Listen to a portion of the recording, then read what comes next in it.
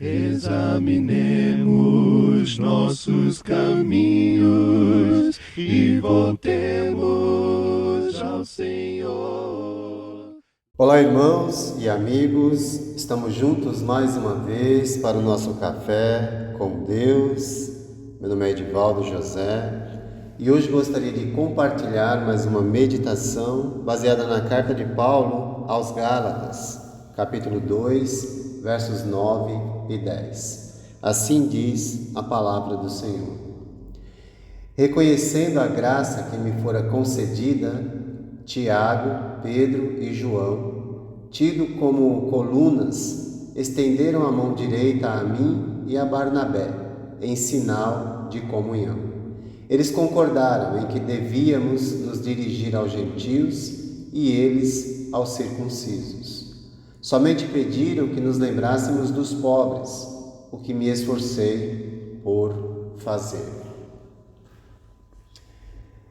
A comunhão no cristianismo é algo que revela que estamos com Jesus, pois revela que pregamos uma mensagem só, o Evangelho, revela a preocupação que temos uns para com os outros.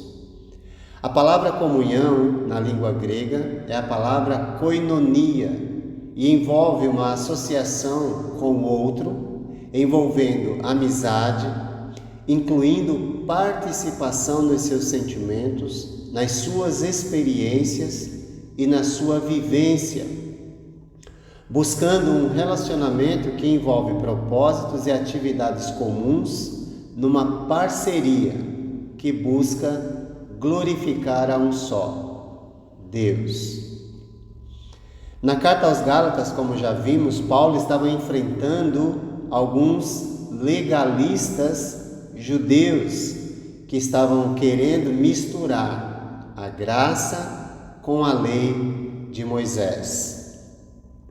Mas é importante nesse momento verificar a comunhão irrestrita entre Paulo, Barnabé e os demais irmãos aqui mencionados, Tiago, Pedro e João. Porém, os legalistas naquele momento eles foram vencidos, mas hoje também existem legalistas no meio cristão. Os legalistas atuais estão infiltrados em todas as igrejas. Querem que a salvação seja assegurada guardando a lei de Moisés ou dogmas ou decretos religiosos, que são os sacramentalistas, ou seja, pessoas que desenvolvem atitudes religiosas ou sacramentos que precisam mostrar para os outros, como os fariseus na época de Jesus. E fazem isso por meio de vestimentas ou certos artefatos religiosos e assim sucessivamente. Ou seja, sacramentos estão sempre envolvendo objetos, coisas, para mostrar o que tais pessoas estão fazendo. Mas também há quem procure impor normas de conduta aos cristãos como condição para serem salvos.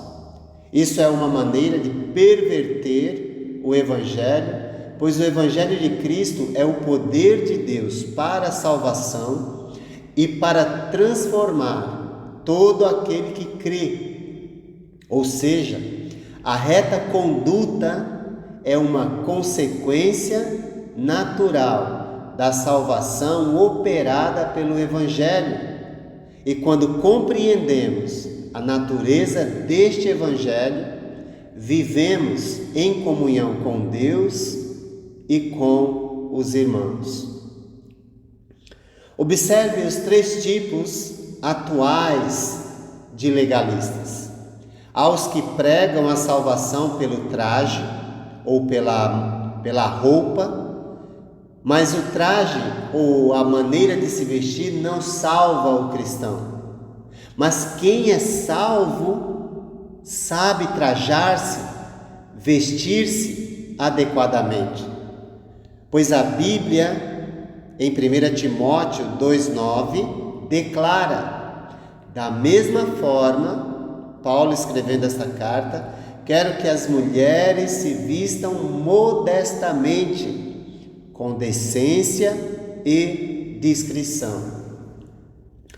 A palavra modéstia, nesse trecho de 1 Timóteo 2,9, vem da palavra grega chamada aidos e subentende vergonha em exibir o corpo. Então, pouco vale um vestido longo, mas completamente moldando o corpo da mulher. A mulher cristã precisa vestir-se de forma discreta. E essa palavra, aidos, envolve a recusa da mulher cristã a vestir-se de maneira a atrair a atenção para o corpo, não ultrapassando os limites da devida modéstia e moderação. A fonte originária da modéstia acha-se no coração da pessoa, no seu âmago, no seu interior. Em outras palavras, a modéstia é a manifestação externa de uma pureza interna, cujo coração quer agradar o seu Senhor. Vestir-se de modo imodesto para despertar desejos impuros nos outros é tão errado como o desejo imoral que isso provoca. Nenhuma atividade ou condição justifica o uso de roupas imodestas que exponham o corpo de tal maneira que provoque desejo imoral ou concupiscência em alguém. Devemos lembrar nesse momento o que Paulo escreveu também aos irmãos na Galácia, no capítulo 5, verso 13, que nos diz, Gálatas 5, verso 13: irmãos, vocês foram chamados para a liberdade, mas não usem a liberdade para dar ocasião à vontade da carne. Ao contrário, sirvam uns aos outros mediante o amor. Temos liberdade em Cristo? Sim, mas somos responsáveis perante Deus, perante a maneira como vivemos, como nos vestimos, como falamos e assim sucessivamente. Paulo também nos encoraja na sua carta a Tito, no capítulo 2, versos 11 e 12, dizendo: o que é que nos incentiva a viver de um modo adequado? Ele diz: porque a graça de Deus se manifestou salvadora a todos os homens. Ela nos ensina a renunciar à impiedade e às paixões mundanas e a viver de maneira sensata, justa e piedosa nesta era presente. Então, se a graça não motivar você a viver de uma forma adequada, a vestir-se de um modo adequado, que honre e glorifique a Deus, não são regras humanas que irão fazê-lo, e se o fizerem, você estará seguindo homens e não a Deus.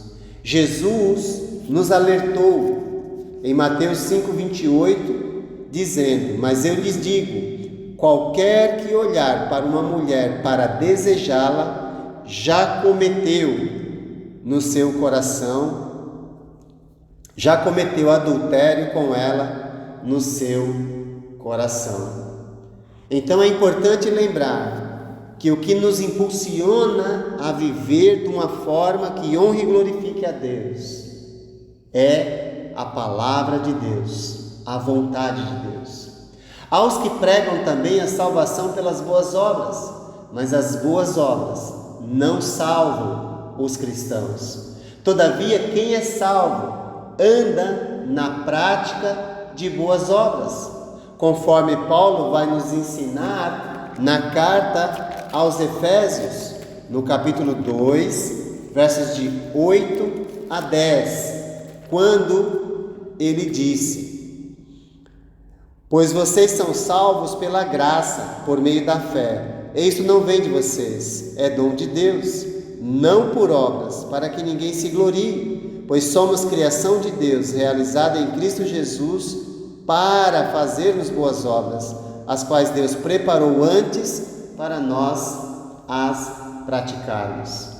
Em Gálatas 2,16, ele vai dizer a mesma coisa. Ou seja, as boas obras são resultado na vida de alguém que foi salvo e não para ser salvo. Há também os que pregam a salvação pelos costumes, mas os bons costumes não salvam os cristãos. Entretanto, quem é salvo vive na prática dos bons costumes, respeitando o próximo. A salvação é pela graça mediante a fé, como Paulo disse na carta aos Efésios, e a graça é que nos impulsiona a realizar as boas obras para a glória de Deus. Regras humanas quebram a comunhão entre os cristãos e, consequentemente, com Deus. Se regras, obras, roupas salvam alguém, segue-se que o sacrifício de Cristo foi inútil, sem valor algum. Reconhecer que somos salvos pela graça, e isso não vem de nós, é dom de Deus, nos faz estender a mão uns para com os outros, em sinal de comunhão, que nos une em torno da vontade de um só, Deus. Comunhão é um envolvimento mútuo bastante chegado, envolvendo o que é prontamente compartilhado e vivido de forma voluntária. A comunhão que temos em Cristo nos faz vestir de maneira decente, de forma que honre e glorifique a Deus. Nos faz viver na prática de bons costumes que respeitam o próximo e nos impulsiona a fazer boas obras, porque compreendemos que o Deus que nos uniu e nos amou espera que sejamos unidos e amemos uns aos outros. E a maneira de expressar a comunhão é seguindo e vivendo a palavra genuína que nos faz lembrar dos nossos irmãos necessitados e nos impulsiona a fazer por eles o que Cristo fez por nós. Que Deus te abençoe. Examinemos nossos caminhos e voltemos ao Senhor. Levantemos nossas mãos ao Senhor.